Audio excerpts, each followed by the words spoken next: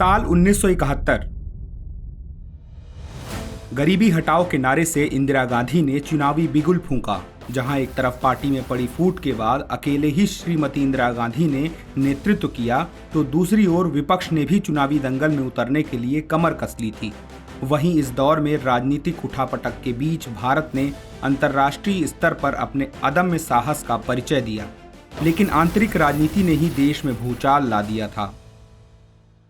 नमस्कार दोस्तों, स्वागत है आप सभी का लोकतंत्र की दास्तान के अगले भाग में, जहां हम बात करेंगे कैसे इंदिरा गांधी ने देश की कमान संभाली और पाकिस्तान के दो टुकड़े कर उसे मुंहतोड़ जवाब दिया।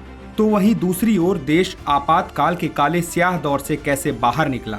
तो चलिए करते हैं चर्चा की शुरुआत। देश में राजनीतिक उथल पुथल ने चुनाव कार्यक्रम पर गहरा प्रभाव डाला। तय समय से पहले भंग हुई लोकसभा के कारण चुनावी प्रक्रिया भी बाधित हुई। वहीं इस दौर में के सुंदरम के बाद एसपी सेन वर्मा ने मुख्य चुनाव आयुक्त का पदभार संभाला।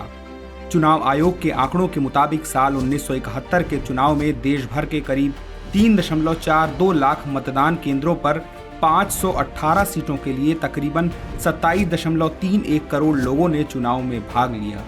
हालांकि इस वर्ष का चुनाव आसान नहीं था, क्योंकि देश के अलग अलग हिस्सों में हिंसा और आगजनी हुई, तो इसके साथ ही कुछ राज्यों में बूथ कैप्चरिंग की घटना भी सामने आई। चुनाव आयोग के मुताबिक पश्चिम बंगाल में अभूतपूर्व हिंसा की घटना दर्ज की गई। यहां तक कि कई उम्मीदवारों की हत्याएं भी हुई। वहीं इस राज्य में 5 साल के दरमियान 4 विधानसभा चुनाव हुए और पश्चिम बंगाल के ही पड़ोसी राज्य बिहार में राइफल और अन्य घातक हथियारों से लैस गुंडों और बदमाशों की भीड़ ने बूथ पर कब्जा कर लिया था। बहरहाल तमाम चुनौतियों को पार करते हुए चुनाव आयोग ने मतों की गिनती शुरू की और 15 मार्च 1971 को नतीजे घोषित किए गए। गरीबी हटाओ के वादे से इंदिरा गांधी ने चुनावी मैदान में 352 सीटें हासिल की। सीपीआई-एम के खाते में 25 सीटें आईं, तो सीपीआई और डीएमके ने 23 सीटें जीती और बीजेएस 22 सीटों पर ही सिमट गई। 18 मार्च 1971 को इंदिरा ने फिर एक बार प्रधानमंत्री पद की शपथ ली। यह वही साल था जब भारतीय सेना ने पाकिस्तान को युद्ध में करारी शिकस्त दी थी। 16 दिसंबर 1971 की वो तारीख जब दुनिया के नक्शे में एक नए देश का उदय हुआ। वो देश जिसे बनवाकर भारत ने दुनिया को अपनी ताकत का एहसास कराया। ये देश था भारत का पड़ोसी बांग्लादेश। दरअसल 53 साल पहले बांग्लादेशी नेता शेख मुजीबुर रहमान के नेतृत्व में मुक्ति वाहिनी सेना ने क्रांति का आगाज किया था। इस क्रांति में भारत ने उसका खुलकर साथ दिया। करीब 13 दिनों तक चले इस संघर्ष में मुक्ति वाहिनी सेना और भारतीय सैनिकों ने अदम्य साहस का परिचय दिया। उन्होंने पाकिस्तान की कमर में ऐसी चोट दी कि उसकी सेना को घुटने टेकने को मजबूर होना पड़ा। द्वितीय विश्व युद्ध के खात्मे के बाद यह ऐसा दिन था जब बहुत बड़ी संख्या में सैनिकों ने आत्मसमर्पण किया। युद्ध में मिली जीत से देश में इंदिरा गांधी की लोकप्रियता में काफी इजाफा हुआ। India is Indira, Indira is India जैसे स्वर भी उठे। लेकिन बाहरी युद्ध जीतने के बाद देश के भीतर ही संघर्ष की स्थिति उत्पन्न हो गई थी। दरअसल 1973 के अंत में अहमदाबाद के एक इंजीनियरिंग कॉलेज के छात्रों ने हॉस्टल मेस शुल्क में बढ़ोतरी के खिलाफ विरोध प्रदर्शन की शुरुआत की, जो देश के अन्य हिस्सों में भी फैल गई। और इस विरोध प्रदर्शन ने धीरे धीरे श्रमिकों, शिक्षकों और अन्य समूहों के समर्थन को अपनी ओर आकर्षित किया। साथ ही देश के दूसरे कोने में भी विरोध के स्वर फूटे, जब मार्च 1974 में बिहार में छात्र प्रदर्शनकारियों ने अपने आंदोलन को नेतृत्व प्रदान करने के लिए समाजवादी नेता जयप्रकाश नारायण से संपर्क किया। जयप्रकाश नारायण यानी जेपी, जो मौजूदा राजनीति से दूर थे, लेकिन बदलते समय के करवट के साथ जेपी एक बार फिर मुख्य राजनीतिक धारा से जुड़ गए।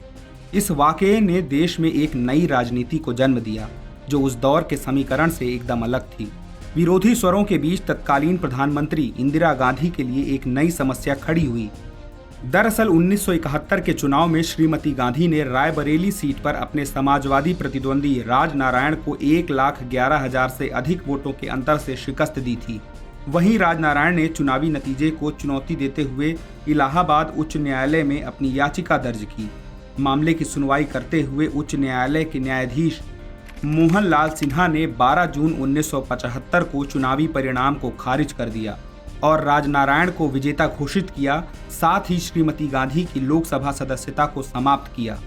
वहीं हाई कोर्ट के फैसले को इंदिरा गांधी ने सुप्रीम कोर्ट में चुनौती दी लेकिन 24 जून 1975 को जस्टिस VR कृष्णा अय्यर ने उनकी अयोग्यता को बरकरार रखा, लेकिन उनकी अपील का समाधान होने तक उन्हें पद पर बने रहने की अनुमति प्रदान की।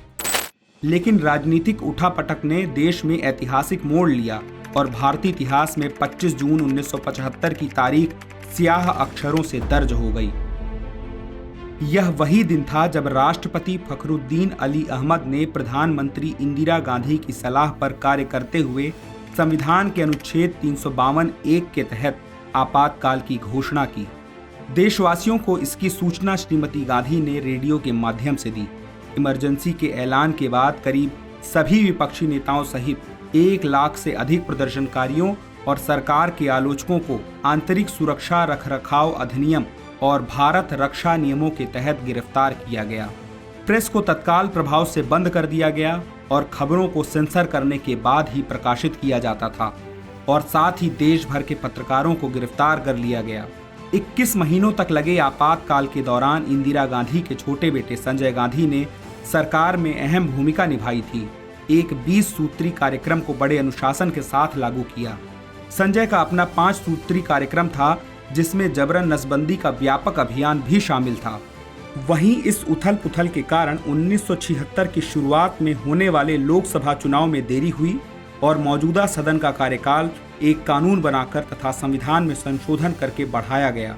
लेकिन 18 जनवरी 1977 को श्रीमती गांधी ने अप्रत्याशित रूप से राष्ट्रपति को तत्काल प्रभाव से लोकसभा भंग करने की सलाह दी। आपातकाल के बाद देश में चुनावी लहर आई, जिसमें मौजूदा सरकार को घेरने के लिए विपक्ष ने पूरी तैयारी कर ली थी और इसके साथ ही जन्म हुआ जनता पार्टी का।